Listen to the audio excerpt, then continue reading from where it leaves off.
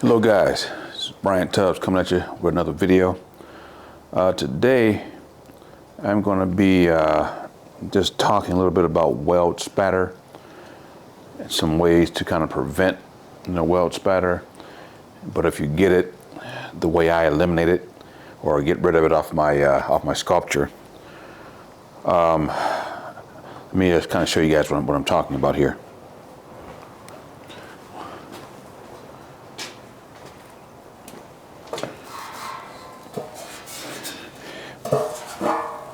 If you guys can see on this piece through here, hopefully you guys can see that on the camera, a bunch of spatter all through here. That's for me, using my make water and making these the welds here. I'm not grinding too much of the weld off, but I still want to get that weld spatter out of the center area there. Got to do it on both sides. Hopefully you can kind of see it on here as well. Just a bunch of little balls, just BB balls like. And that's from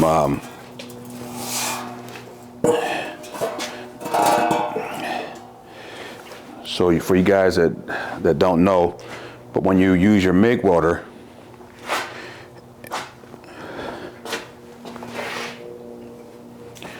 just when you're using your make water, every time you pull the trigger, you get those little balls jumping everywhere. Little, I call them fireballs, because sometimes they'll go down my neck. They'll get on top of my helmet, come down to my face, and that's why it's always very important to wear safety glasses underneath your welding helmet, because those weld balls go into your helmet, bounce around, and could bounce right into your eye. I've heard of it happening many times. For me, I mostly get the little weld balls, fireballs, down my neck or on my left or right shoe. Because when I'm at the table welding, my feet are outside of the table coverage, so the balls are jumping, go right down into my shoe. I have steel toe shoes on, but it'll burn right through the leather in a lot of cases, and just get down into your shoe, go through your sock, and you'll feel it burning the top of your foot. And there's not a whole lot you can do. I mean, you can take your shoe off, but by that time it's too late. I also get them, sometimes I'll get it'll jump into my glove, that kind of thing. So it's weld spatter, and it's what we deal with when we use a MIG water. I use a MIG a lot, and I use a TIG a lot. It's much nicer and easier as far as weld spatter goes to use my TIG, because I don't get any of that. So today I just wanted to talk about weld spatter and how I grind it off when I get spatter on the piece. I mean, some people take a scraper with a hammer. Sometimes you can knock it off like that, but you can, put gouges into your metal with the sharp edge of a screwdriver. Or some people take a grinding disc, a grinder with a new disc on it, and put it on there and just start grinding the spatter off. But then when they look at their piece, they have all these grind marks dug into the piece because they used a new flat disc. So talk about another product that we use sometime. It's like a pre-spatter spray. And it's, you can get it from Lincoln, and other companies make it, but this is from Lincoln. It's called anti-spatter compound. So you get a closer look at that. So it's anti-spatter compound. Lincoln makes it, and there are a lot of other companies that make the same product. But the way I use it, when I use it, like if I was if I was MIG welding stainless steel, I would use, you know, this compound. But what I do is I take it from that bottle, pour it into this spray bottle, and before I start welding, after I tack everything up, or sometimes even before I tack it up, I'll just take this and just mist it on the part. But the bad thing that I do is I don't wait for it to dry. I make it take, you know, 5 minutes, 10 minutes. It depends on how heavy you put it on. It's supposed to dry somewhat, but my thing is I'm oftentimes too impatient. So I just start welding while it's still kind of wet. But then you'll get what's called porosity, and you'll hear it like sizzling when you weld. You look at your weld and it's ugly. It has these holes in it. So it's best if you're going to use it, spray it on. Just let it dry for a while until it's not just like a liquid. And when it dries, it kind of looks like almost like dried soap. And at that point, it's about ready to go. Then you just weld, do your regular thing. And what it does is when the spatter hits it, it does not allow the spatter to stick to the part, because it kind of douses the spatter as it hits the part. So the spatter really is just sitting up on top of the part. You can, after it cools, you take your hand or a rag or whatever, and just kind of wipe the spatter off. So I primarily use it when if I'm MIGging or, you know, tacking up stainless steel pieces. I rarely MIG weld stainless steel anymore, unless it's like a base and I want to keep the weld there. But I mostly just TIG weld the stainless, because the TIG welds are a lot softer and a lot easier to grind off after I'm finished, because oftentimes on stainless steel I don't leave, you know, the weld bead, you know, there. I normally just knock it off just to get the smooth edges and all that stuff. So I'll use this stuff mostly when I'm doing stainless steel, or if I have a sculpture I'm making and I won't be able to get the grinder down in a recessed area or something. I'll take that, spray it in there, let it dry, and then weld, because if I can't get my grinder in there, now I have a sculpture with a bunch of weld beads down and I can't get to it. So that's the Lincoln anti-spatter. Like I said, the other companies make it as well. Just depends on the brand that you get, but it's basically all the same. And there's another thing, while we're on the subject of spatter. When you're MIG welding, and I know you guys have seen me, a lot of my videos I'm MIG welding, like the edges of this piece here are, you can call it stitch welding. That's what I call it anyway. Where I'll have the weld around here, pull the trigger, shoot a bead, come back about, I don't know, 1/8 of an inch, shoot another bead, 1/8 of an inch, another bead, all the way down. And you get this, it looks like TIG welds, the way we do it. But when you do it like that, and you're pulling the trigger constantly going down the piece, after a while, you'll get to a point where you'll see like porosity starting to form. And what that means is that, let me see if I can get this over here closer. When you start getting that little porosity, and you weren't getting it before, it's oftentimes because this tip right here is full of spatter, and it just builds up so much until, like right now, there's an opening here all the way around, because that's where your gas comes out of your torch tip to cover your weld puddle. But if you get a lot of buildup of spatter around here, just from being really close to your piece and you're pulling the trigger, as opposed to spatter shooting out everywhere else, it's shooting up into the tip. And you can't get gas to your weld puddle, you'll start getting spatter.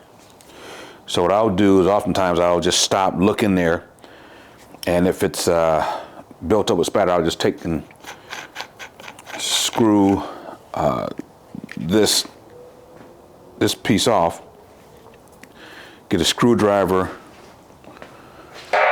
or I'll get my my wire cutters, just stick up in there, right in there, and just clean this out. Just chip everything off of there, clean it out, put it back on, and start welding again. And probably another 10 minutes or so, it'll be packed up again, and I'll have to take it off and chisel it out again and all that. But you have to remember, this thing is hot, extremely hot. It's just right there in the heat the whole time, just pulling. I'm not dragging like I'm running a bead.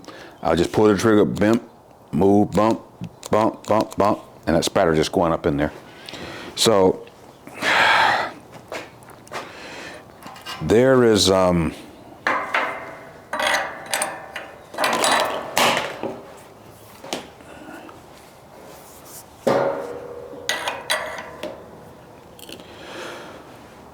there's a product that is designed for that as well. This is probably I think it's Dana, I believe it is. I can't remember exactly the name of the company, but a lot of companies make it. But I think it's Dana. It's the same company that I use their heat shield product when I'm welding stainless steel and I have a lot of flat surface. I'll put the that Dyna shield. I'll spray it on there, and it keeps the heat from expanding. I'll just put a picture up here of that product, so you can see what I'm talking about. I've used it in other videos, and I'll just put a picture up of it.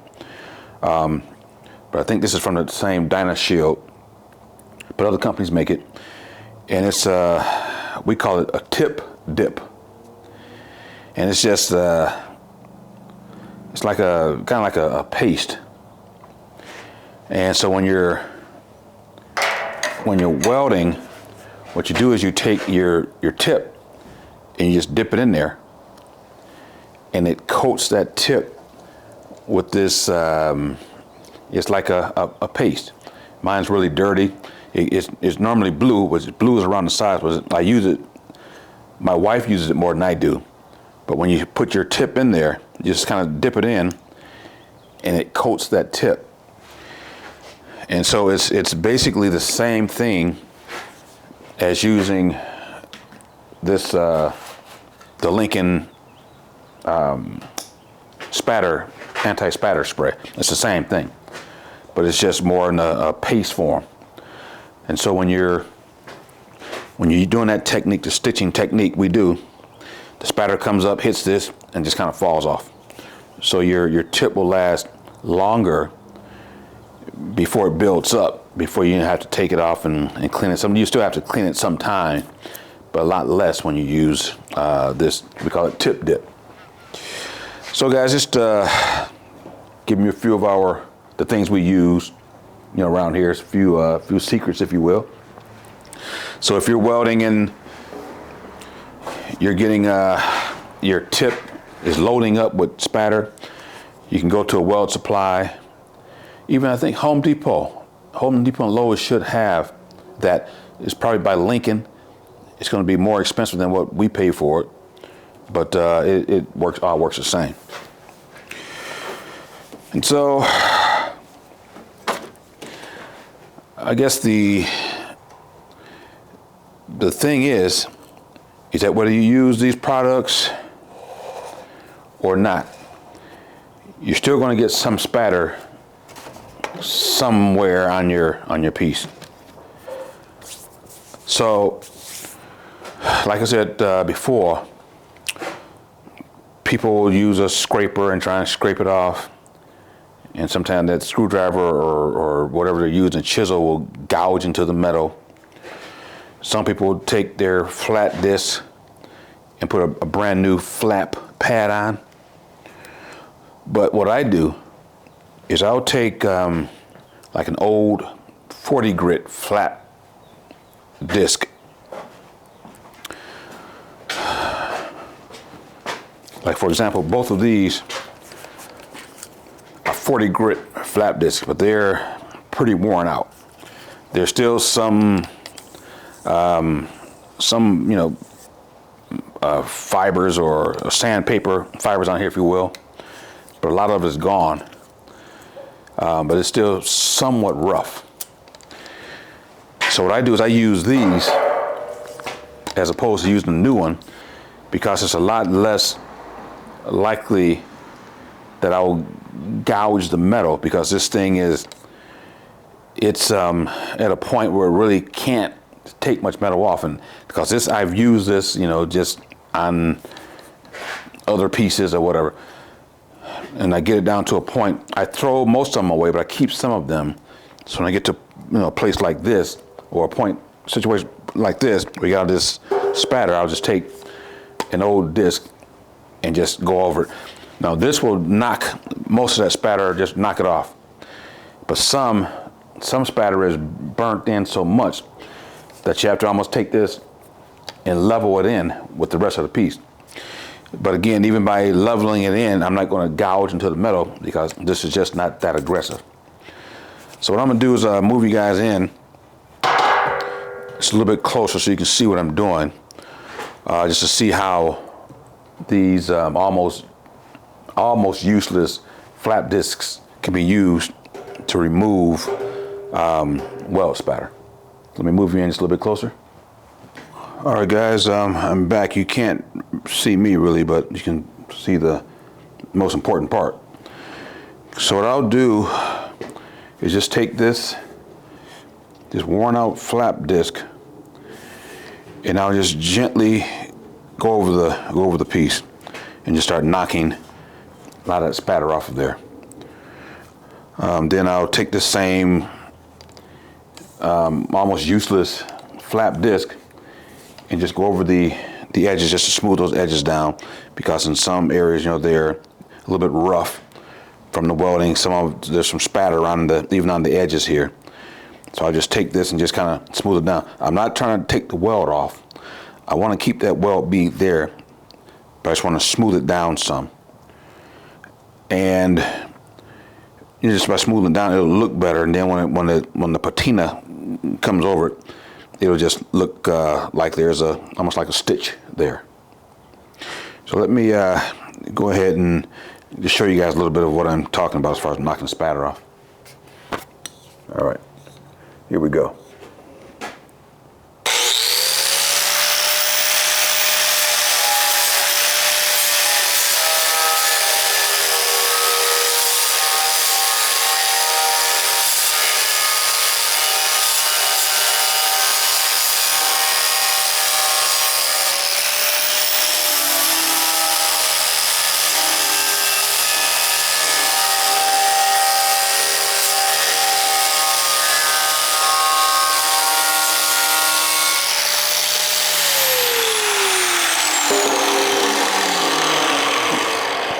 Get my glove on.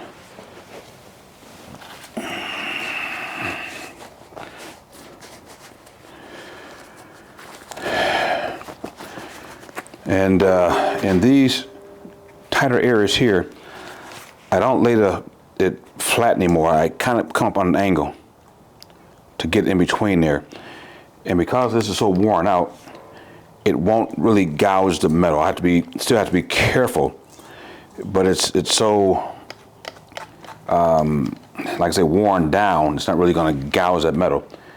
But if I was using a new disc, that will cut right into that metal. Even though this is thick metal, you'll still have that gouge mark, which I don't want. All right, let me try and get in this area here.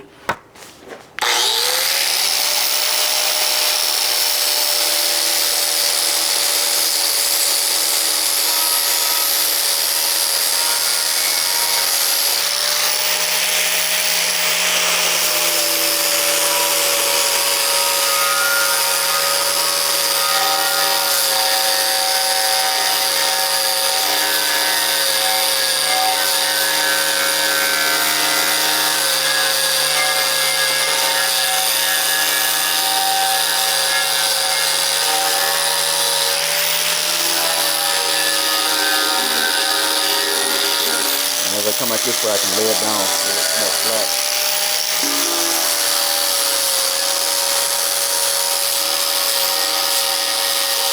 What I'm doing along that edge, I'm just taking the grinder up to that point on that angle, and the grinding pad is hitting that edge and it's stopping it right on that edge, which is what I'm hoping for. Because I don't want, like I said, I don't want to smooth this out too much. I want to keep some height there on that little lip right there.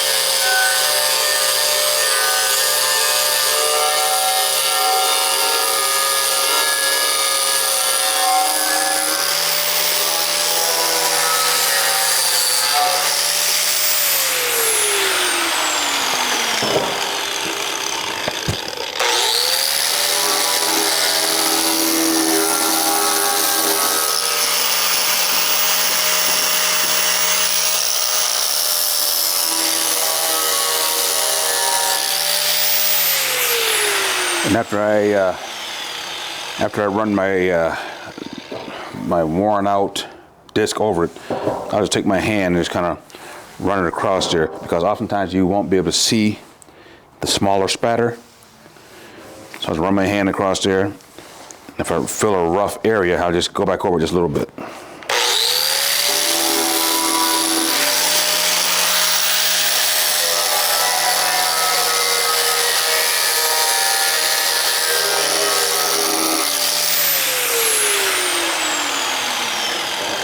And that's really smooth. So what I'll do now is just take my grinder and just gently go over that edge and I'm trying to find spatter. I'm trying to find any sharp, little edges or anything. Because when we put these in shows, display them at the art shows, I don't want some kid coming up and running their hand across there, and next thing you know, they've cut their hand and they're bleeding and crying and all the other stuff. I don't want that type of attention at our booth. I want the other type, the good type. So I'll just kind of show you how I do this. And I'm being really, really gentle. I'm not pushing down at all.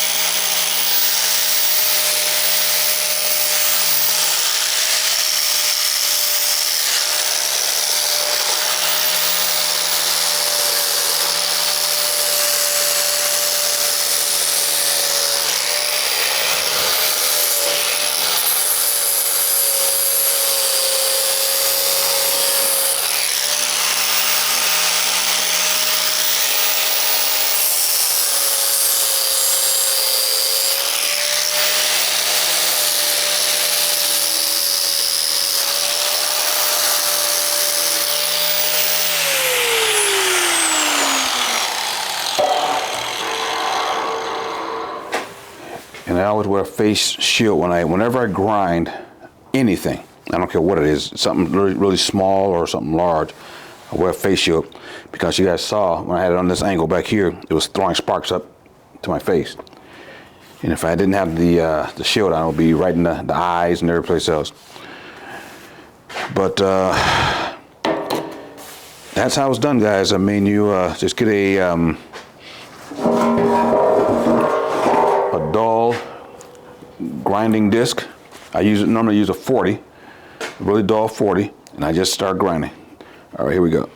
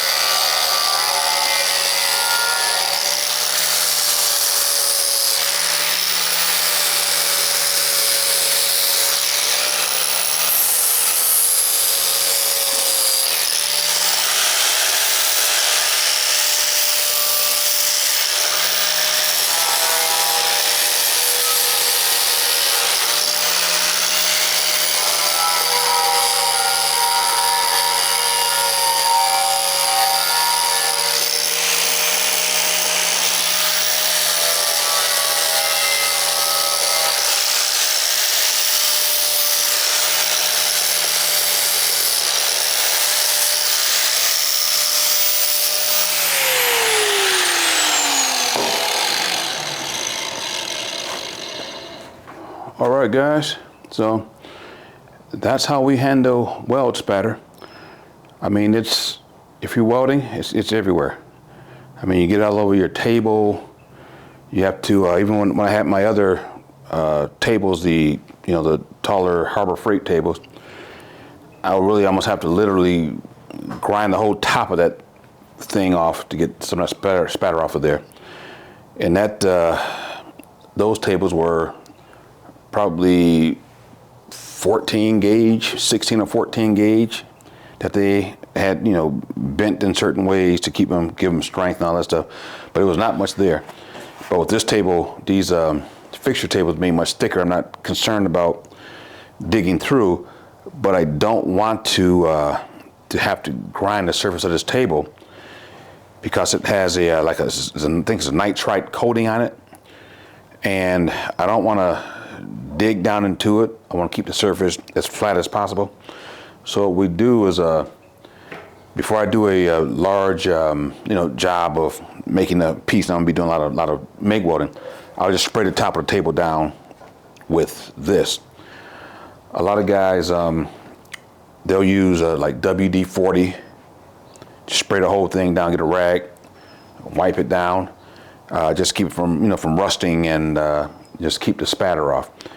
But for me, I use the anti-spatter, just spray everything down and just start welding. And every now and then I'll get some WD just to condition the table, as I say, just to keep it like that. But like I say, weld spatter, you're gonna get it. And those are the little tricks that we use to knock it down without gouging the metal. And I mean, this metal is smooth. There are no gouges on here at all. But had I used a new 80, a new 40, of course, for sure, it would have been gouges everywhere, just from the thing being on an angle, and they would just want to bite in. But with this, it's just as smooth as anything. So just remember that if you have an old 40 grit, get that. If you have an older 80 grit, you can use that. And just do really, really light, grind patterns, back and forth motion. Don't dig in at all. You're just letting the grinder do the work. And that would pretty much take care of it. But if you guys are more patient than I am, you can just take your anti-spatter, spray it on there, let it sit for 5-10 minutes, let it kind of dry in, and then you're good to go. You might still get some spatter. You're going to get spatter, but it won't be anywhere near like what this was. Now I just need to come up here and just finish it up here and flip it over and do that. But that won't take long. You guys don't need to be bored with that. You got the important part. All right, guys. So that's going to do it for this one. And I guess I'll call this how to remove weld spatter. All right, guys. I'll see you guys on the next one. I'm not sure what I'll be making at that time, because this piece right here is the base for the piece we call stacks. I'll put a picture up of stacks here, and this is the portion that sits on the base on the ground. This is the lowest limb that comes up off of the base, and then the other piece is stacked on top of this piece.